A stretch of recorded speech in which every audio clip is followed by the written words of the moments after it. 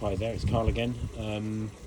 Just want to do a quite a brief video really on feeding acers, Japanese acers or Japanese maples as they're called.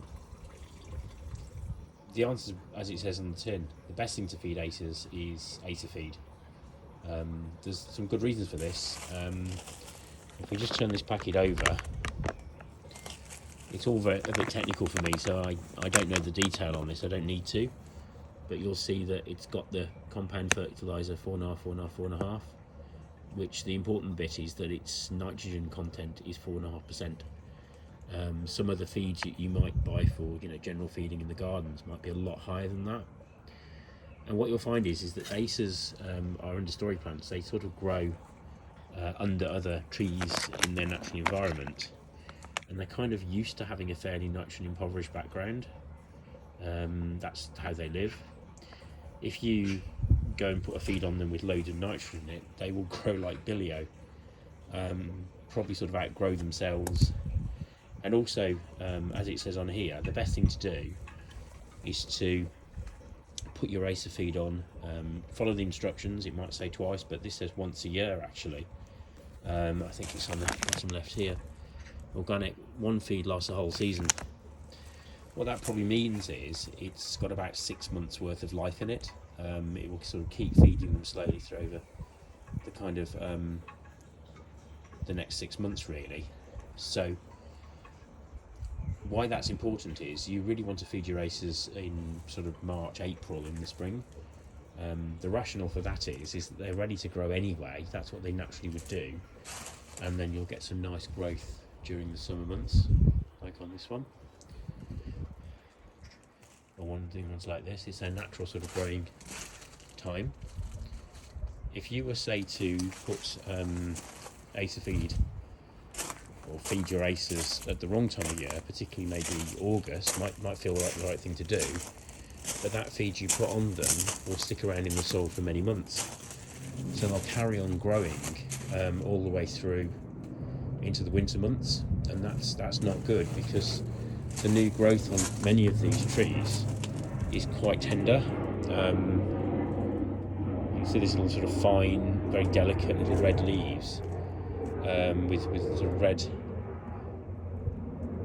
They're attached to the main trunk by little red spindles like this, and this actual trunk needs to harden off. It needs to sort of have time to kind of grow thicker and mature during the summer months, so that come winter it's hardy. So you can see on here there's actually a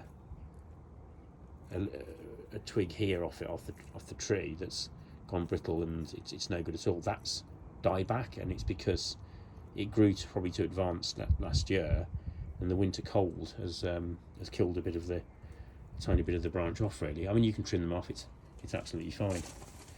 I bought this tree a year ago. It's supposed to be this height in 10 years, but I just suspect that I didn't fertilise it, but maybe the people had just put too much fertiliser when I bought it. And as you can see, it's done something rather strange. It's got branches with hardly any new growth on them in places, and it sort of extended itself and overreached itself, I would say. It grew massively in 1 year. It's crazy. It was literally half that size. I suspect it's because it was kind of overfed. In fact, you can see down here, that's where they originally sort of cut it slightly to sort of train it and make it grow out a bit more. But in 1 year, all of this, the top is new.